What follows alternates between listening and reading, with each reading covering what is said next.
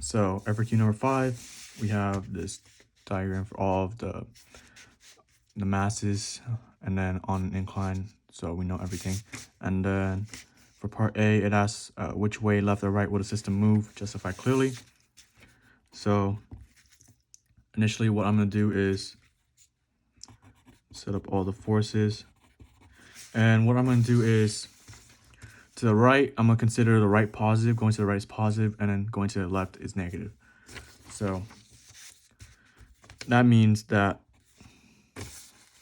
the mass 3 pulling down to the down like this is going to act is a force that's going to act to the right, so it's going to be positive. So the FG of M3, so FG3, it's going to be positive. And then the force FGX of M2 is also going to be a force that's acting to the right, so the FGX2 is added with the FG3,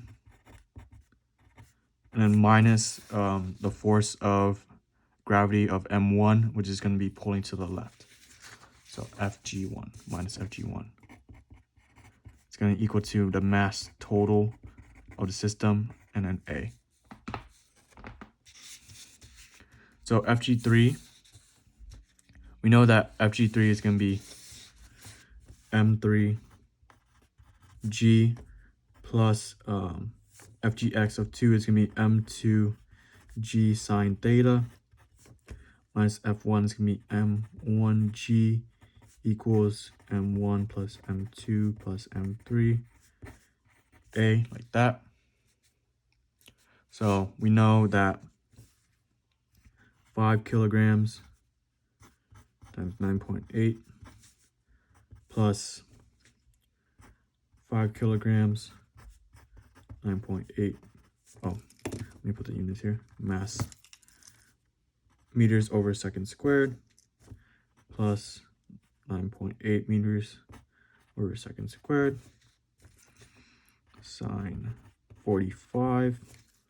I believe that's what it is. Yes, find the sine 45 minus 8 kilograms 9.8 meters over second squared divided by the mass total, which can be 5 kilograms plus 5 kilograms plus 8 kilograms equals your A. And then your A is going to be 0.292 meters over second squared. That. Part B, it asks us to find, okay, so since we already indicated that the positive is traveling to the right, and then the negative is forces acting to the left, and then the acceleration is positive, we know that it's going to the right. And then this can be explained by the forces acting to the right is going to be greater, and then outperform the forces acting to the left. So the force of gravity acting on M3, and then the force of FGX, masses 2 FGX is going to be greater than the force of gravity of mass 1. So it's going to be moving to the right. Moving to right.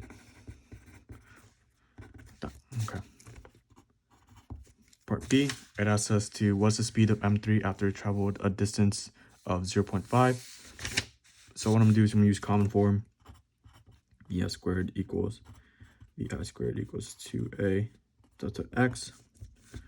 VI 0, they were at rest initially, so that leaves us with VF equals radical 2A delta X, like that. Leaving us with 2, we know our acceleration of the system is 0.292 meters over second squared times delta X is traveled 0.5 meters, like that. Leaving us with the final velocity being 0.540 meters over seconds, like that. That's the velocity after it traveled 0.5 meters, like that. Part C asks, calculate the time it takes for M3 to cover the first 0.5 meters in part B. So we know that V final equals V initial plus AT. We know V initial is 0, So to find t, we just need t equals v final over a, like that, right?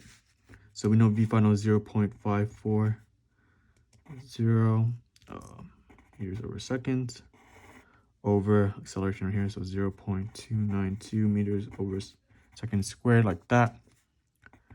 Doing the calculations, that's gonna give us a time of 1.852 seconds. Part D, it asks us to use a ratio, using ratios, find the time it takes for M3 to travel an additional 0.5 m. Okay, so we know the original, so we're trying to find time, right? And then use ratios while we're doing it. So we know the original time it takes would be delta x equals vi plus 1/2 at squared, like that. Vit, like that. We know that vit is going to be 0 because vi is 0. So solving for t, when we isolate it, it's going to be 2 delta x over a radical equals t, right? That's going to be our t original. We'll call it t original.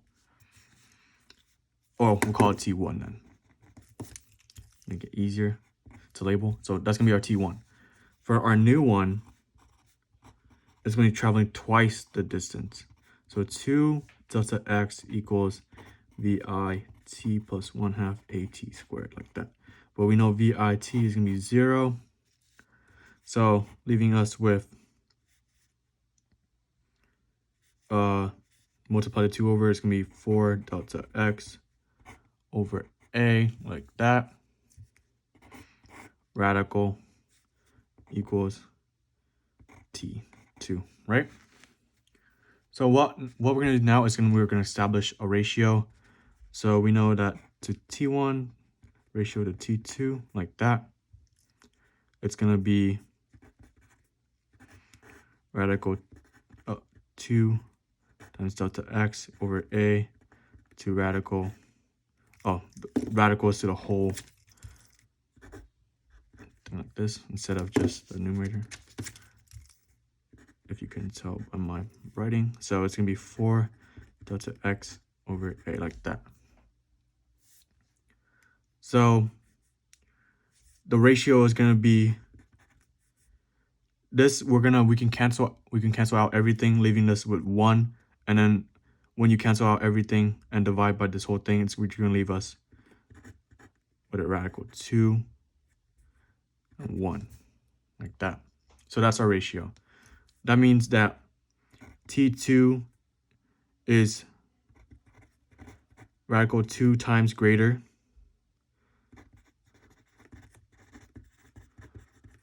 than t1, like that. So for it to travel twice the distance, it's going to take radical 2 times longer than the original time it took to travel 0.5. So knowing that, we're going to multiply t1 by radical 2 to find out t2. So t2 equals radical 2 1.852 seconds. And then that's going to leave us with t2 of 2.619 seconds, like that, right? So since we now find t2 is the time it took for us to travel twice the distance, right? But it asks us to find the time it took us to travel the second half of the distance. So to do that, we just need that t2 minus t1 equals the time it took for us to travel half the distance, the second half of the distance, right? So 2.619 seconds minus 1.852 seconds. That's going to leave us a time of 0.767 seconds. So that's the time it took us to travel the second half of the distance. So the ratio was that for us to travel twice the distance we did initially, it would take us a radical 2 times a greater time. So that's the distance, 1 to radical 2. Part E, it asks us to use the ratio find the speed of m3 after we traveled a total distance of 1 meter. So a total distance of 1 meter, so that would mean that the original would be v, we'll call it 1 for notation purposes, vi plus at, vi 0, so it would be v1 equals at like that, and then new equals, the new one would be v2, sorry, equals a, and then we know that for us to travel twice the distance, it will be radical 2 times the time originally, like that, right? Plus vi, and then vi is 0. So the ratio of v1 to v2 would be at to radical 2 at. So once again, the ratio would be 1 to radical 2, like that. So since the v2 is radical 2 times greater than v1, like that. So that would mean v2 equals radical 2. The original speed was 0.540 meters per seconds, giving us a v2 of 0.764 meters per second. So for us to travel twice the distance, the ending velocity would be radical 2 times greater than we traveled when we traveled half of the distance. So part F asks us to find the acceleration of m2. We know that acceleration is constant throughout.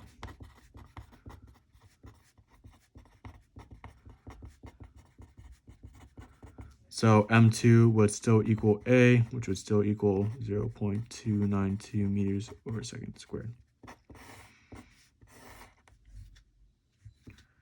Part G, calculate the tension in the string connecting m1 and m2. So I'm just going to look at this right here. This is the string connecting m1 and m2. So just looking at this part right here, we know that there's going to be an FG1 acting down here and then a tension pulling up. So looking at all the forces, we're only looking at specifically m1. So the force would be T1 minus FG1 equals M1A. And then T1 is going to be positive since it's going to be pulling up and then making the system go to the right. And then FG is going to be counteracting that and pulling to the left. So we're going to try to solve for T1. So T1 equals M1A plus FG1 like that. We know the mass of M1 is 8 kilograms. Acceleration is same throughout the system, so 0.292 meters per second squared, plus FG1 is going to be 8 kilograms, 9.8 meters per second squared, leaving us with T1 when you put it all in the calculator as 80.733 newtons, like that. And then finally, part H, it asks us to find the coefficient of friction along the surface of the incline in order to keep the system stationary. So if the system's stationary, when looking at all the forces, we know that A is going to be equal to 0 meters per second squared, like that, right? So we know that we're going to label, put all the forces acting on it. So FG3 minus FG2X, like that. It's going to try to be pulling down like this, right? And then we already know that these forces, the combination of mg3, the force of gravity m3, and then the force of gravity m2 is going to be greater than m1, the force of gravity m1.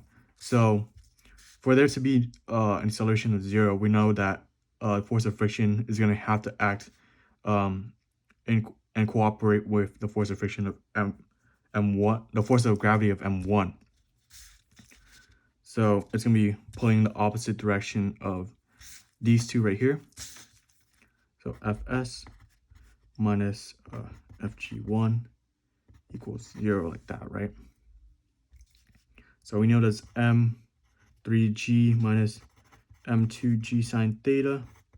We know that this is mu Fn minus m1g equals 0.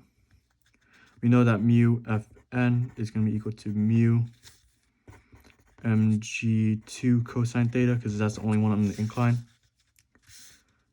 And then we're just gonna add the mu Fn over. So m3g minus m2g sine theta minus m1g equals mu, and then m2g cosine theta.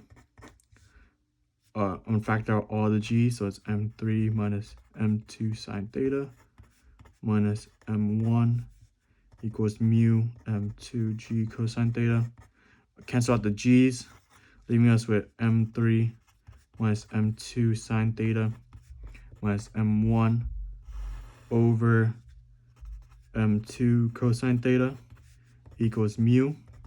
So when you plug in everything, we're gonna get 5 kilograms minus 5 kilograms sine 45 minus 8 kilograms,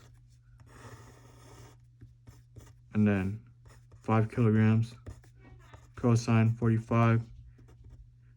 And then when you plug in everything into the calculator, we're gonna get a mu s of 0.151.